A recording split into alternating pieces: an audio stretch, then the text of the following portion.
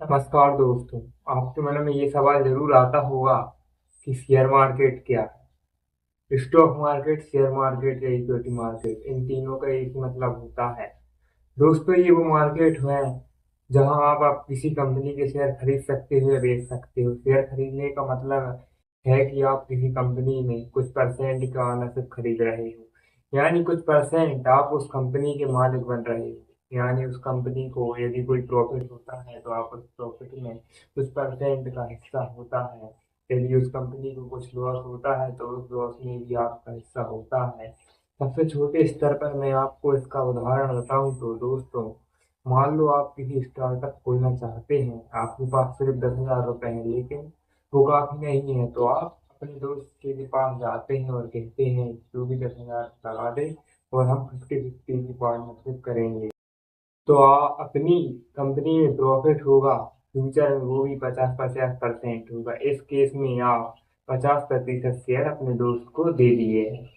यही चीज बड़े स्तर पर स्टॉक मार्केट में होता है, बस फर्क ये होता है कि आप वहां पर अपने दोस्त के पास जाने की जरूरत नहीं होती। वहां पर आप पूरी दुनिया को अपने पास बुलाते हैं और कहते हैं कि आओ मेरी कंपनी का शेयर खरीदो। शेयर मार्केट की शुरुआत आज से करीबन 400 साल पहले हुई थी। 1600 ईस्वी के around Dutch east India company थी, जैसे ब्रिटिश ईस्ट इंडिया कंपनी थी वैसे ही डच ईस्ट इंडिया कंपनी भी थी, जो आज के समय में नीदरलैंड्स है।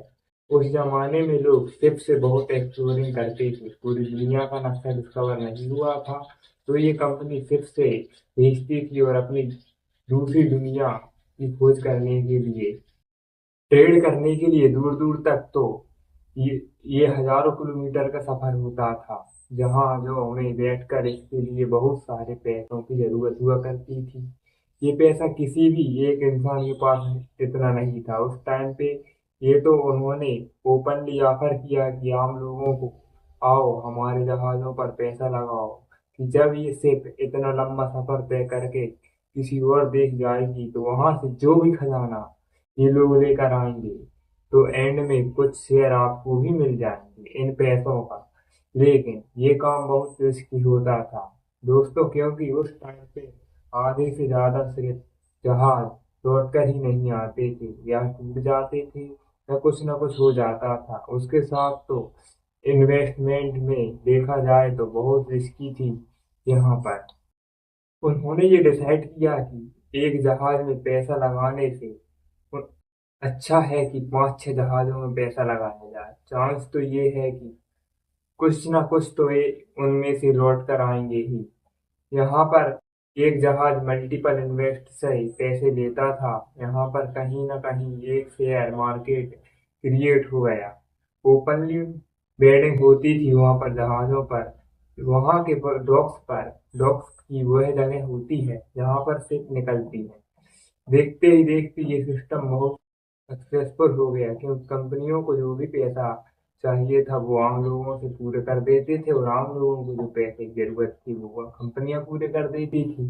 अपने हिस्ट्री की किताबों में पढ़ाई होगा कि ईस्ट इंडिया कंपनी और डच ईस्ट इंडिया कंपनी कितनी अमीर बन गई थी उस टाइम पर।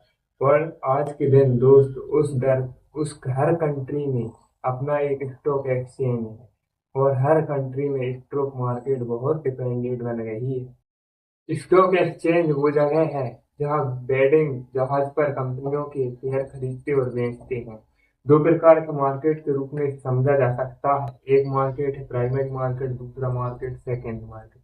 प्राइमरी मार्केट वो होता है दोस्तों जहां कंपनी अपने शेयर स्वयं बेचती है। कंपनियों के ऊपर है कि वो प्राइस अपने शेयर के हिसाब से कितना रखे। हालांकि इसमें कुछ रूल्स होते हैं, लेकिन कंपनी ज्यादा कुछ ऊपर नीचे नहीं कर सकती, क्योंकि ऑफिशियली ये डिमांड पर मैटर करता है कि जितना प्राइस वहां पर लोगों देने के लिए तैयार है कंपनी शेयर के लिए।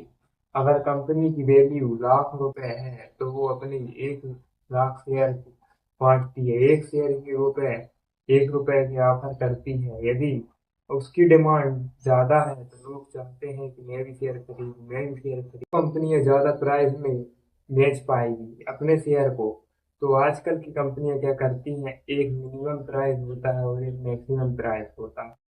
एक रेंज डिमांड कर देती है कंपनी की, इस रेंज के अंदर अपने शेयर को यहाँ पर बेचना है। यहाँ पर ध्यान रखने वाली बात यह है कि कंपनी की सभी शेयरों की कीमत एक ही होती है, यानी सामान्य होती है। ये डिपेंड करता है कंपनी पर कि वो 1 रुपए में 1 लाख शेयर बना दे या 50,000 का एक शेयर बना दे।